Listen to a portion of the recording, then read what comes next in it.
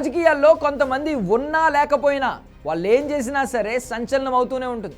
అందులో మాజీ రాజ్యసభ ఎంపీ విజయసాయిరెడ్డి ఒకరు. వైసీపీకి అలాగే రాజకీయాలకు గుడ్ బై చెప్పిన విజయసాయిరెడ్డి ప్రస్తుతం వ్యవసాయం చేస్తున్నా అంటూ హడావుడి చేస్తున్నారు. అయితే తాజాగా ఆయన ఉపరాష్ట్రపతి అధికారిక కార్యక్రమంలో కనబడడం చూసి అందరూ షాక్ అయ్యారు. వాస్తవానికి విజయసాయిరెడ్డి రాజకీయాలకు దూరమైన తర్వాత బీజేపీలో జాయిన్ అయ్యే అవకాశం ఉందని ప్రచారం జరిగింది. కానీ ఇప్పుడు మాత్రం తమిళనాడు గవర్నర్గా వెళ్లేందుకు ఆయన సిద్ధమవుతున్నట్లు ప్రచారం మొదలైంది. కేంద్ర ప్రభుత్వ పెద్దల ఆశీర్వాదం కూడా ఆయనపై గట్టిగానే ఉంది. ముఖ్యంగా ప్రధానమంత్రి నరేంద్ర మోడీతో ఆయన సన్నిహితంగా ఉంటారు. వైసీపీ 2019లో అధికారంలోకి రావడానికి ఇదే ప్రధాన కారణమని అప్పట్లో ప్రచారం జరిగింది. రాజకీయంగా కూడా దీనిపై ఎన్నో విమర్శలు వచ్చాయి. ప్రస్తుతం ఖాళీగా ఉంటున్న విజయసాయిరెడ్డి లాబియింగ్ మొదలుపెట్టి గవర్నర్ అయ్యేందుకు అన్ని మార్గాలను సుగమం చేసుకుంటున్నట్లు ప్రచారం స్టార్ట్ అయింది. తమిళనాడు గవర్నర్ పదవీ కాలం త్వరలో ముగియనుంది. దీంతో ఖచ్చితంగా విజయసాయిరెడ్డి ఆ పదవిలో ఉండే అవకాశం ఉందని టాక్ వినిపిస్తోంది.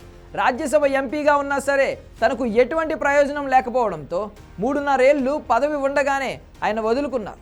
రాజకీయాలకు దూరంగా ఉన్న విజయసాయిరెడ్డికి ఉన్న పరిచయాలతో ఆయన ఖచ్చితంగా ఏదో ఒక కీలక పదవిలో ఉండే అవకాశం ఉందని వార్తలు వచ్చాయి. గతంలో కూడా ఆయన గవర్నర్ పదవి కోసం ప్రయత్నాలు గట్టిగానే చేశారు. వాటిని నిజం చేస్తూ విజయసాయిరెడ్డి గవర్నర్గా రాజ్భవన్లో అడుగుపెట్టేందుకు బ్యాక్గ్రౌండ్లో గట్టిగానే వర్క్ చేస్తున్నట్లు స్పష్టంగా అర్థమవుతోంది. అయితే ఆయనకు గవర్నర్ పదవి ఇవ్వడాన్ని తెలుగుదేశం పార్టీ ఎంతవరకు స్వాగతిస్తుంది అనే దానిపై ఇంకా క్లారిటీ లేదు.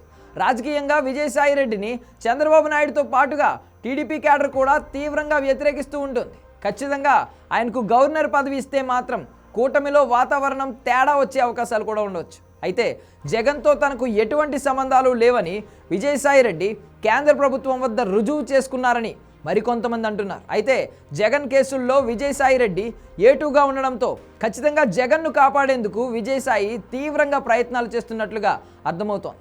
మరి విజయసాయిరెడ్డికి గవర్నర్ పదవి ఇచ్చే విషయంలో కేంద్ర ప్రభుత్వ ఆలోచన ఏంటి అనేది తెలియాల్సి ఉంది.